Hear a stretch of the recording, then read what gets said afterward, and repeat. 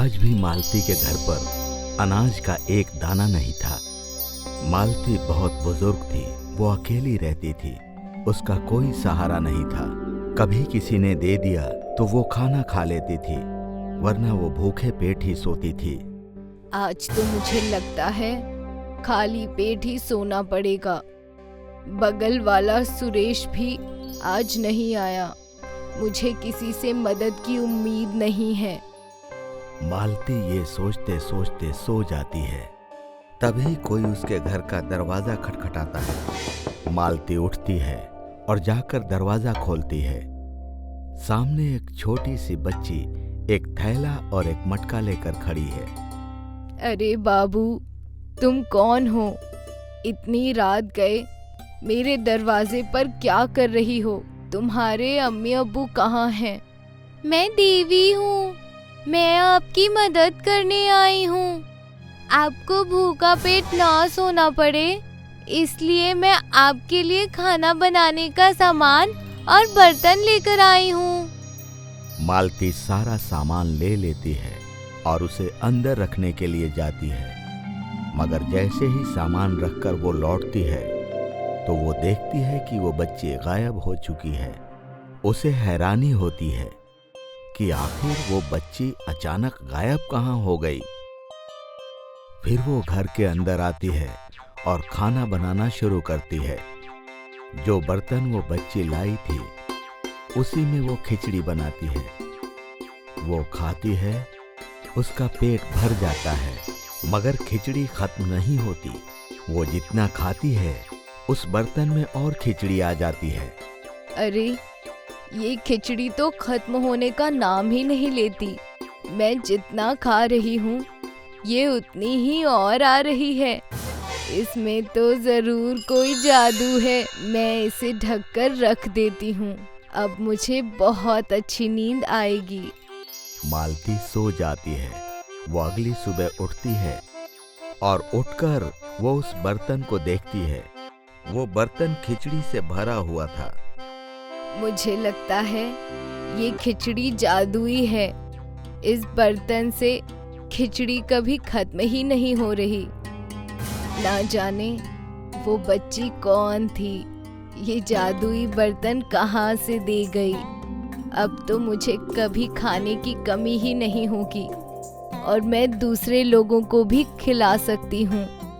अब मैं किसी को भी खाली पेट नहीं सोने दूंगी। मालती अपना बर्तन लेकर जाती है और पूरे शहर में जो भी उसे भूखा दिखता है उसे वो खाना खिलाती है। बुजुर्ग मालती को इस तरह से सबकी मदद करता देख उसके पड़ोस में रहने वाला सुरेश बहुत ही हैरान होता है। वो समझ जाता है कि जरूर कुछ तो गड़बड़ है। रात में सुरेश मालती के घर में आने से पहले ही उसके घर में खिड़की से सहारे घुसकर छुपकर बैठ जाता है। मालती घर लौटती है। ऊपर वाले के रहम से मुझे ये जादुई खिचड़ी मिली है जो कभी खत्म ही नहीं होती। पहले मेरे खुद के खाने का ठिकाना नहीं था, अब मैं दूसरों का भी पेट भर सकती हूँ। और तो और ये खिचड़ी कितनी स्वादिष्ट है और सेहतमंद भी है। सुरेश मालती की सारी बातें सुन लेता है। खिचड़ी के बारे में सुनकर उसके मन में लालच आती है। इस बुढ़िया की जिंदगी अब कितने दिनों की बची है? ये करिश्माई मटके की करिश्माई खिचड़ी तो मेरे पास होनी चाहिए। अगर ये मेरे पास होगी तो मुझे जिंदगी में कभी काम नहीं करना पड़ेगा। मुझे कभी भी अपने परिवार के पेट पालने की फिक्र नहीं रहेगी। मैं आराम की जिंदगी जी पाऊंगा। सुरेश उस मटके को चुराने का पूरा प्लान बना लेता है। जैसे ही मालती सो जाती है तो सुरेश जहां छुपा था वहां से बाहर निकलकर वो मटका उठा लेता है और अपने घर चला जाता है। अगली सुबह जब मालती उठती है तो देखकर हैरान हो जाती है। जादुई खिचड़ी वाला मटका कहाँ गया? मैं कल यहीं रखकर तो सोई थी, ना जाने कहाँ चला गया। अब मैं लोगों की मदद कैसे कर पाऊंगी? मुझे फिर से खाने की कमी हो जाएगी।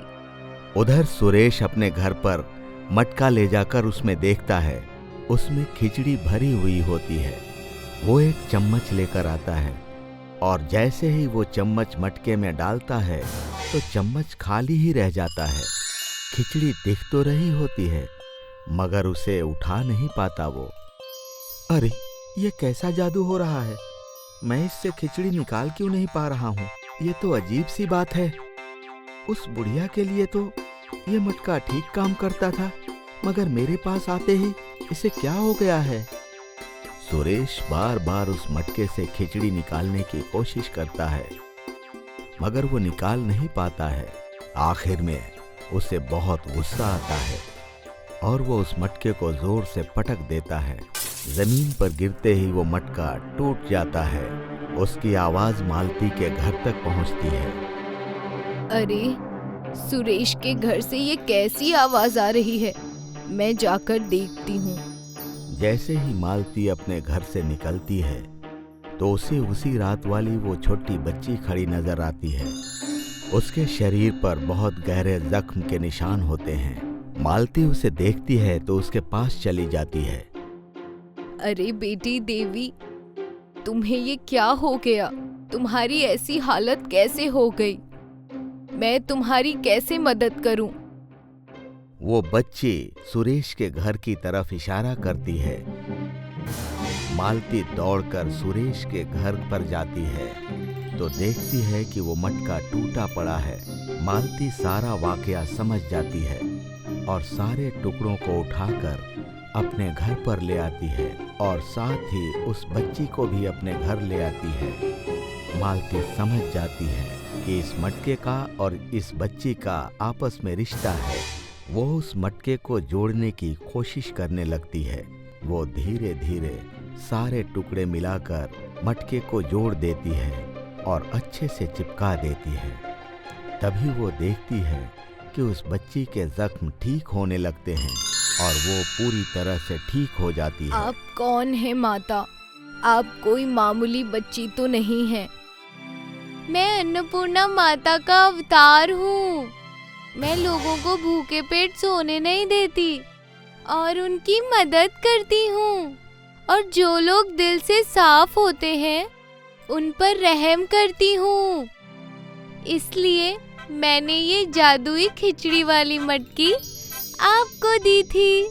अब आप इसे हमेशा संभाल कर रखना और अपने हाथों से ये मटका जिसको भी दोगी उसके लिए भी ये इसी तरह से काम करेगा। ख्याल रखना कि किसी को भी भूखा पेट ना सोना पड़े। इतना कहते ही वो बच्ची वहां से गायब हो जाती है।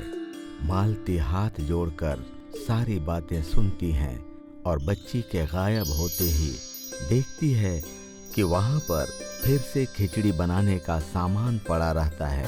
वो मटके में फिर से खिचड़ी बनाती है। वो खुद भी खाती है और सभी भूखों का पेट भरती है। इस तरह वो जिंदगी भर भूखों को खाना खिलाती रहती है। सुरेश ने उस मटके को गद्दारी से चुरा लिया था, इसीलिए उसके साथ भी धोखा हुआ।